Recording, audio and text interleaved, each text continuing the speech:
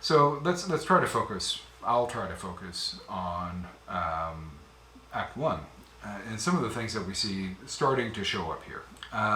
There are a few kind of dichotomies. We talked a little bit about dichotomies in our first meeting that are starting to emerge now in Act One.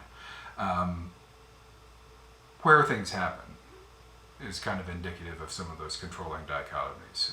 So Venice, for instance, and then faraway wars, and action in Cyprus, for instance, which is kind of at the frontier. So we've got the metropole, the center of the city, that is to say, that's kind of the center of the civilization that we're dealing with here, and then the boundaries, right? The far reaches where things are going to be a little wilder and less controlled.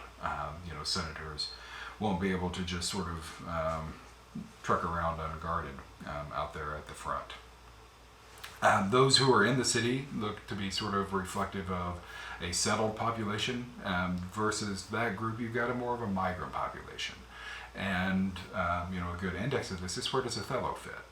He looks to be someone who is not settled, right? He didn't grow up in Venice, hadn't been there forever, so he does not belong necessarily to that space.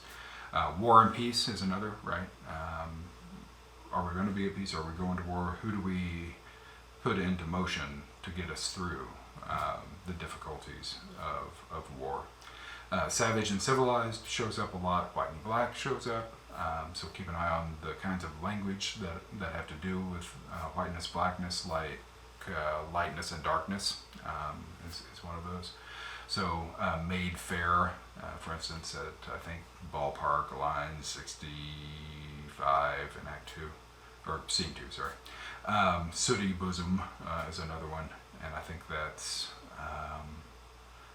these notes are terrible. Sorry. Probably also Scene 2, line 69.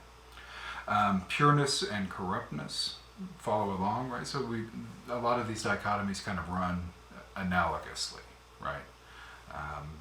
Lightness, darkness, blackness, whiteness, Christian, heathen, right? All of these are going to correspond oftentimes, and they're going to affiliate.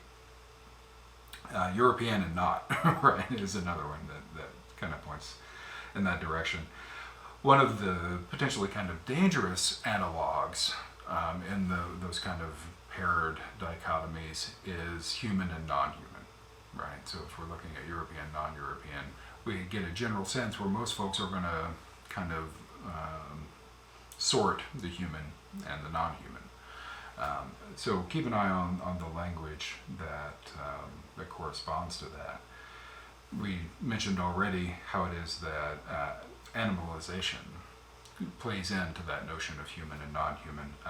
We get talk of rams and ewes by Iago and Roderigo, Act 1, Scene 3, line 390 through 3.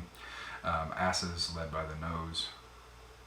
Oh man, my commas are in the wrong place. That's the problem. That last quote about the rams and the ewes, Act 1, Scene 1, line 85 through 86. Asses led by the nose, Act 1, Scene 1, line 108. No, damn it, just backwards. 390 through 3, Act 1, Scene 3. A Barbary Horse, Act 1, Scene 1, line 108. Or not. Who the hell knows? You can correct this stuff. So I think that's right. We'll see more of that language. Keep an eye on it again. See how it gets employed in its larger context. How it is, too, then, that it matters, I think is worth thinking through. We start to get that language in the service of, for instance, discourses around monstrosity, right? So you're going to see language about monsters show up in a few different places, about devils going along with it. The devil will make you a grandsire. Iago, I think, charges at Act 1, Scene 188. Talk about making the beast with two backs, Othello and Desdemona, that is. A lot of this stuff happens at the Sagittary. I'm hopeful that somebody looked up the Sagittary and thought through that metaphor. What is the Sagittarius? What's the backstory on the Sagittarius? We need to dig that kind of stuff up and see what it might reveal to us about what's going on inside of the play. Othello tells the story about his travels that took him to distant lands with the anthropophagi and the men whose heads grow beneath their shoulders. Marvelous line. Anthropophagi are what? I pause significantly. It's probably footnoted, right? They're cannibals, right? They're men who each other eat. That is the kind of thing, that kind of monstrosity, that has frequently been linked up with ideas like savagery. And of course, savagery or non-human, right?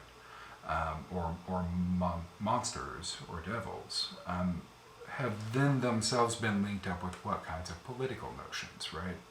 What thematic concerns do they serve?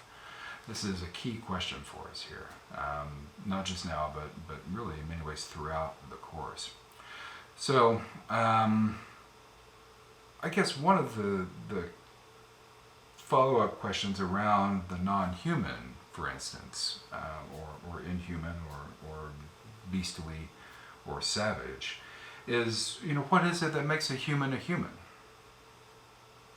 What sort of inherent quality is it? If you get labeled non-human, what's the potential fallout? And that's an important question, right? What can happen to you if you don't belong to the category of human? Can you, for instance, be